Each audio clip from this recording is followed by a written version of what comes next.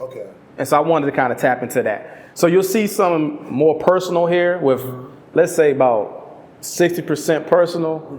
No, let's say 70% personal, 30% clinical coming in there. So when it comes to writing a book that's so personal, right? How do you deal with the people that are a part of your story and how they feel about what you've written? So everything in here that I've written and talked about, I've had conversations probably with those people. Names are protected in there, of course, because I want to make sure that I protect my folks.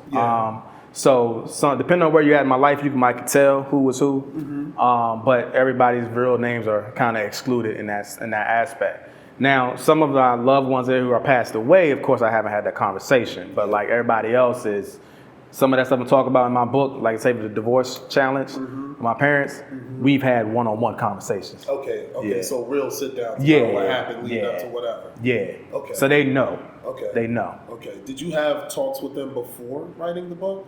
Or were you just like, hey, I got to get this off my chest. This book number 3, how do I give people something that they wouldn't expect, but it could help them? Did I?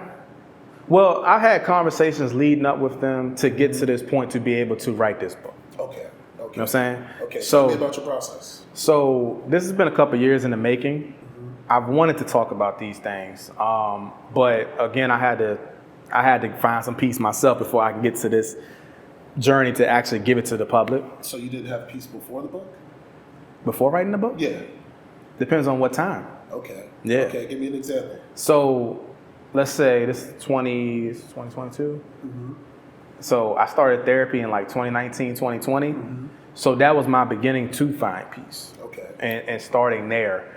And so, but I had a thought to write something. I just didn't know how it was going to go or how deep we were going to go into. I didn't want to do something personal. Okay. But obviously I can't write about these themes and talk about, how you can work through it or how I work through it without actually doing the process myself.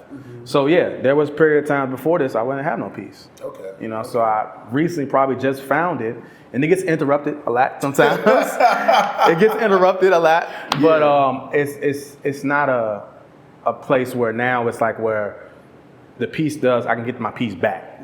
Versus one point in time, there was no peace. I couldn't find it at all. Is peace your responsibility? To me, yes. Yeah.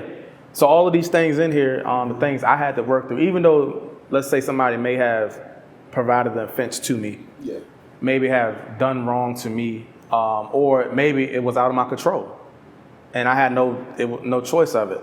I still had to learn how to deal with that and work through it for my own sanity, and for me to find peace in it. Because sometimes, like I tell people sometimes, like, and clients, like, what happens when you are searching for something from that person to give to you, but they don't have the capacity to do so. So what do you do in that aspect? You want this thing from that person or place or whoever, but they don't have the capacity to do that. So how do you cope with that? You know what I'm saying? So I think we had separate conversations about some of that type of stuff. We did. You know what I'm saying? But that's real. You know what I'm saying? So that's one of those things where I had to really work at that, because me and a lot of people be like, every time I talk about this, they're like, I can't see you being that, but I deal with anger a lot. I'm short fused. I've dealt with that all the time. And Give me examples of anger.